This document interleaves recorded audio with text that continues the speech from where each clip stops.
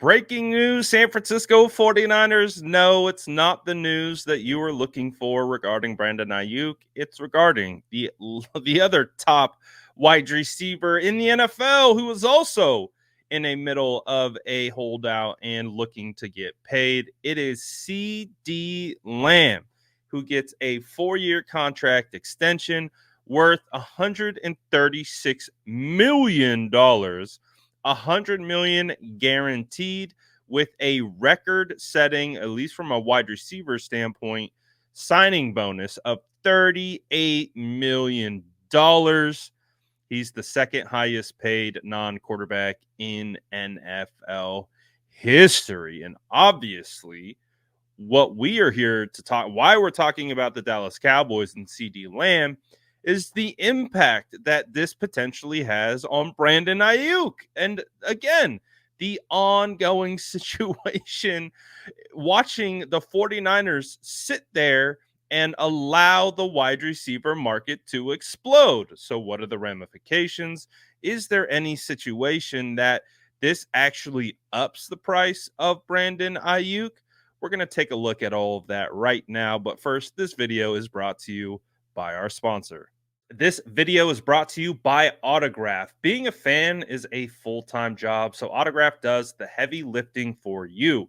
From tickets for big matchups to breaking news, the Autograph app has curated content for fans of all things San Francisco 49ers. And the new replay feature lets you get the day's news without the noise for when you need to be up to speed prior to starting your day. All the podcast articles and game predictions you could ever want in one place. It's time to feed your fandom with the Autograph app. Use the code SF9ers to download the Autograph app today. Let's talk about the impact. Let's talk about the ramifications. What is this going to up the price of Brandon Aiyuk's ask? Because obviously, Ceedee Lamb is a phenomenal wide receiver. Now, when it comes to production wise, he definitely outproduced Brandon Aiyuk and has maybe been more consistent at producing at a higher level. That doesn't mean that, Brandon Aiyuk, Ceedee Lamb are honestly too far apart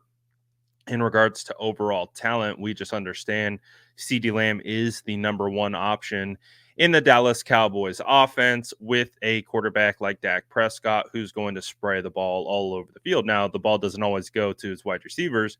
It also goes to the defenders as well, but it allows CD to get a lot of targets. And so I think when we're looking at the market, obviously he falls right under Justin Jefferson. We still have to wait to see what the overall guaranteed money is going to be. But you look at the signing bonus, you look at the 136 million, the 100 million guaranteed. I mean, what I'm looking at in regards to how this could impact the Brandon Aiyuk negotiation is that it continues to solidify his ask. Now, obviously, we've heard the reports. The 49ers, it's been reported multiple times at this point that the 49ers felt they have caved enough with Brandon Aiyuk and that they were just basically going back and forth over a minor detail in the final year of the contract. But the first 3 years were basically agreed to: structure, guarantees, things of that nature. It was more appeared to be a more cosmetic thing on the back end. So the question is the impact that this just further solidifies Brandon Aiyuk's ask? And because, as we know, the price of these wide receivers and everything that's happening right now, it's dictated by the overall market. So you have another guy who goes off, and does that then solidify the ask that Brandon Aiyuk is looking for? So that is the phenomenally interesting question regarding this situation and how it impacts Brandon Aiyuk, the negotiation moving forward, because obviously it's been pretty much the same thing, status quo, for the last 2 weeks, heading on 3 weeks, and the 49ers are now 1 week away from game week, and no signs of Trent Williams or Brandon Aiyuk getting a deal done. Obviously, now you add Ceedee Lamb to the mix. Jamar Chase is still looking for a contract as well. So this is just an interesting scenario. I would have to imagine there is a slight impact. I wouldn't say it would be large. I wouldn't say it would be astronomical or anything. Like, this takes them back to the negotiation table and they're ripping up whatever deals they had. I think what this does is it more solidifies what Brandon Aiyuk's ask was.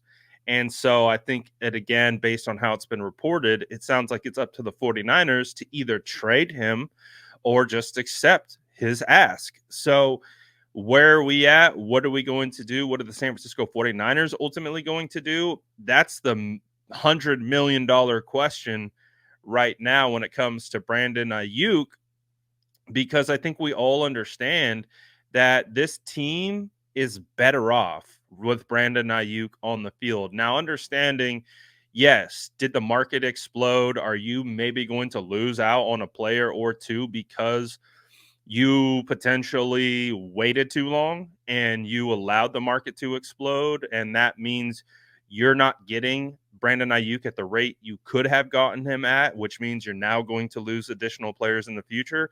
Yeah, that's a tough balancing act to kind of work through.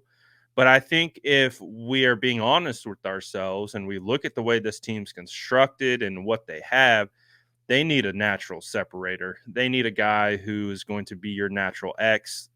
I love Debo. I love Jawan. In my opinion, neither one of those guys are what you want heading into the season as your X wide receiver. They're phenomenal Z and slot guys. Like, they're perfect for that. But you need Brandon Aiyuk as your prototypical one to be able to manipulate coverages, be able to give your guy an option in regards to instant separation for Brock Purdy. I just feel like the San Francisco and these rumors now percolating with this, is Brandon Aiyuk going to get traded to Washington? Oh, they might trade him for a second and third round pick. I mean, at what point are you, just compounding issue after compounding issue after compounding issue by waiting? At a certain point, it's like you just need to get this done, at least from my opinion, and you just need to get this over with and get the guy in camp, get him so he can get his legs under him and get out there, and this team can start moving forward towards competing and contending for a Super Bowl. So just an interesting situation all the way around. I'm very fascinated to know if this will actually have an impact. I'm curious to hear what you guys have to say. Do you think this will create an impact on the Brandon Aiyuk negotiation? Let me know what you're thinking in the comments below. And as always, make sure to like and subscribe for more updates.